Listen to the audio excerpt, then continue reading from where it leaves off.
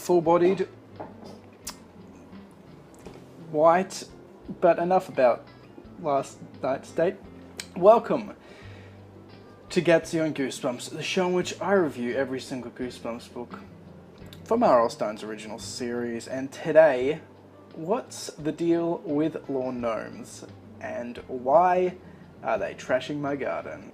These questions and more will be answered in Goosebumps number 34, Revenge of the Lawn Gnomes. Just quickly, I want to take the opportunity to shout out one of the best amateur YouTube channels I've come across recently. I think I mentioned before, Garrett, courtesy of Garrett's secret account, does a lot of reviews of you know, mid-2000s things. He doesn't do it for the money, okay? He does it for people like you and people like me. He recently did a video about how we should support, you know, YouTube channels with less than 500 subscribers. I think that's a really good idea.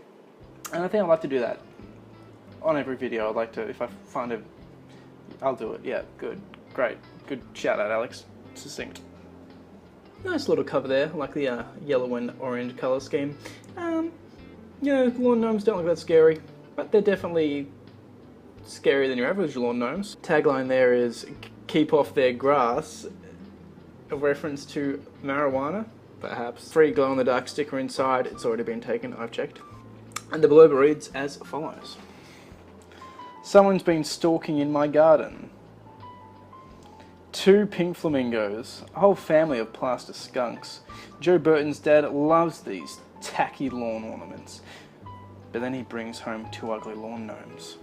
And that's when the trouble starts. Late at night, when everyone's asleep, someone's creeping in the garden, whispering nasty things, smashing melons, squashing tomatoes. No way 2 dumb old lawn ornaments could be causing all the trouble. Is there? Yes. So the background to this story is Joe's dad loves his garden, and so does the next door neighbour, Mr. McCall, who is ex-army. It's not specified if he committed atrocities in Vietnam, but it isn't denied either. Mr. McCall and Joe's dad have this sort of friendly rivalry about their gardens, but Mr. McCall really hates Joe. And he hates their dog even more, because the dog loves going through Mr. McCall's yard. But Joe has a good friendship with Mr. McCall's son, Moose. Joe's dad picks up these 2 rustly looking little gnome fellas, puts them in the garden, and soon, what strange things start happening. First, some melons get squashed and the dog gets the blame. Fair enough.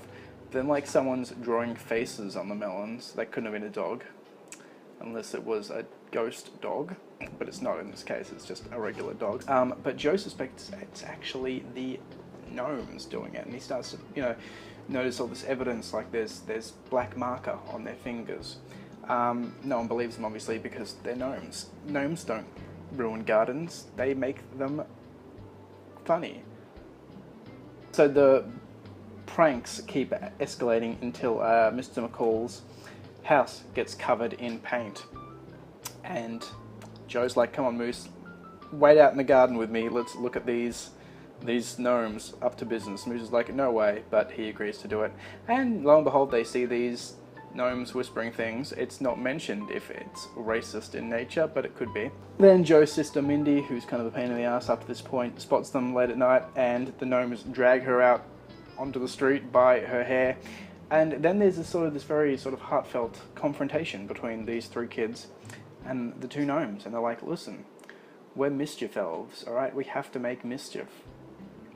We once lived in this magical forest, but we got taken away and sold as lawn ornaments.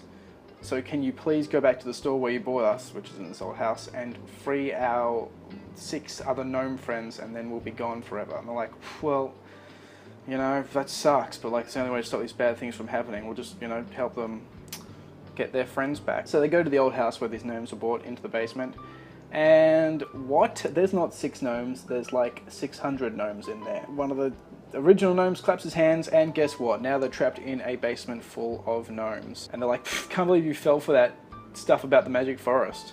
And then they start talking about the various ways they're going to like torture the kid. Almost sort of a very playful, energetic way. They're like, oh, so we're going to bounce on them, we're going to stretch them, we're going to fold them. They're like, oh yeah, we love folding humans.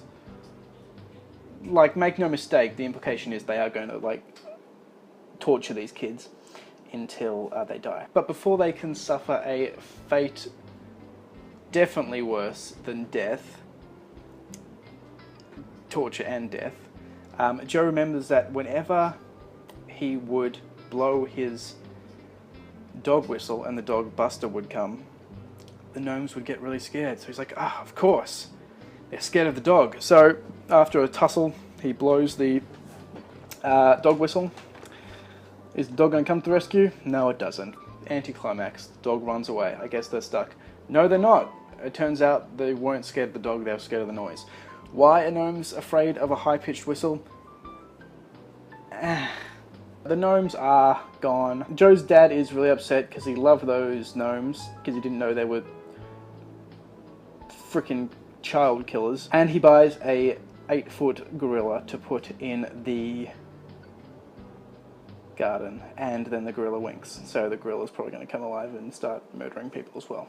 The main flaw I found with the story is it is very, very reminiscent of the Night of the Living Dummy series, in that you have this thing that shouldn't come alive, and it does come alive, and it starts causing all the trouble that the main character gets the blame for. It's really, really a very similar plot, except this one takes place in a garden, I guess. I like the whole, gardening subplot of the story, the rivalry between the two neighbours' gardens. But it does, return to a lot of familiar territory for the series. Having said that, it is entertaining. I think the gnomes themselves are quite interesting little antagonists there, and it's fun that even when they're being threatening and talking about the ways to like torture kids, they're still like maintaining this mischievous charade. Well, that's all for this week. Please join me next time in which I discuss Goosebumps number 35, a shocker on Shock Street. But in the meantime, you look after yourself and please stay spooky.